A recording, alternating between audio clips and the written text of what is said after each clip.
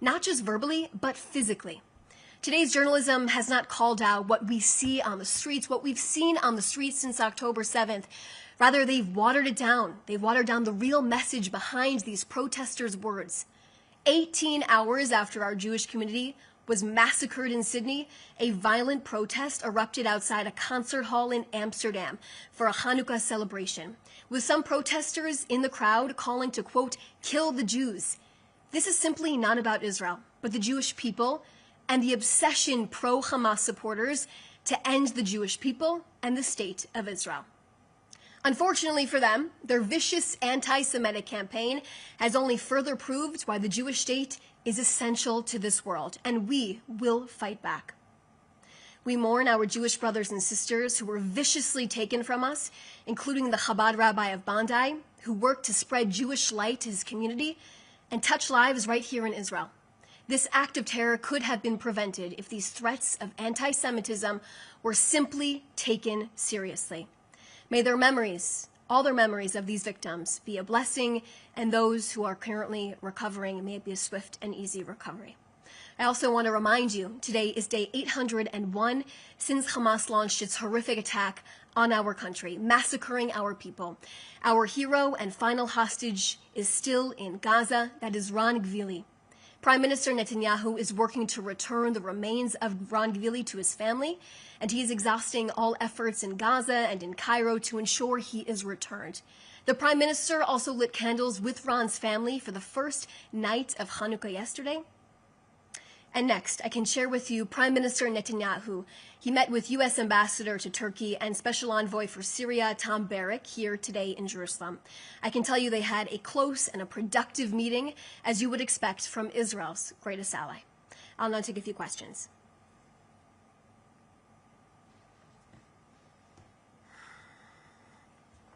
Okay, first question from Or Shaked.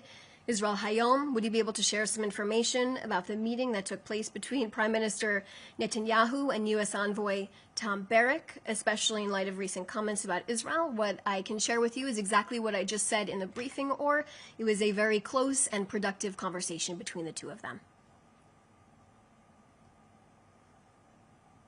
Okay. Stephen Shear from Reuters.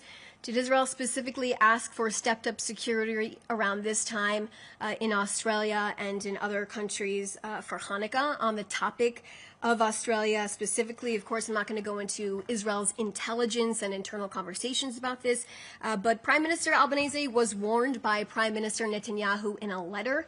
I mentioned that in the briefing. Not only was he warned through a letter, but his streets were filled with Jew hatred since October 7th. His streets were the massive warning. After Hamas's massacre on October 7th, pro-Hamas extremists and left-wing radicals began a campaign to intimidate, to vandalize, and attack Jews across the free world.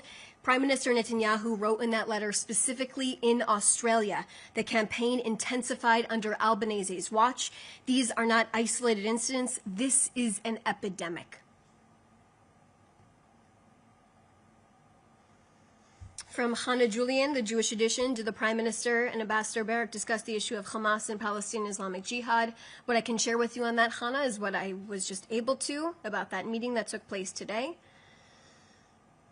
This is a reporter from the Canadian Broadcasting Corporation. Police forces in Canada's largest cities, Toronto, Montreal, Vancouver, say they are stepping up security for Jewish communities in the wake of the deadly shooting.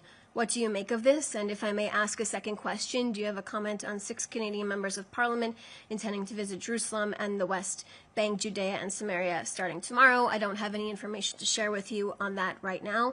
I just will mention this horrific attack that took place yesterday. To see our fellow Jews inside of this community speaking even on camera with blood all over their faces, blood on their hands. These were horrific sights to see from our Jewish community there that was massacred in broad daylight. These people were simply trying to joyfully celebrate the first night of Hanukkah.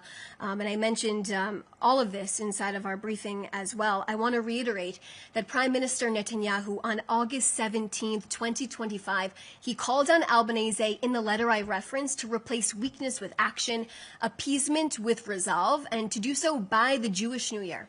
Well, Instead, 4 months later, right now, here's the result. More than 15 Jews, they were murdered in cold blood. Deaths that could have been prevented if actions were taken to dispel the pro-Hamas protests, to understand and learn the truth behind what globalized the Intifada really means, and to open your eyes and confront the Hamas and Hezbollah flags on your streets, in your cities. Instead, Australian authorities, they told Jews to actually stay at home, to allow these disgraceful mobs to take over the streets, take over their cities, calling for the genocide of the Jews. Yet officials, they turned a blind eye to their words and they sat back when they acted. Appeasement never moderates radicals, and it radicalizes the streets. In fact, it starts on the streets where these horrific protests we've seen over the last 2 years have taken place.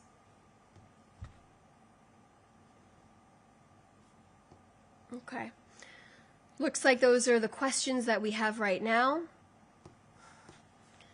You can reach out to our office if you have additional questions. Thank you so much for everyone for joining us today.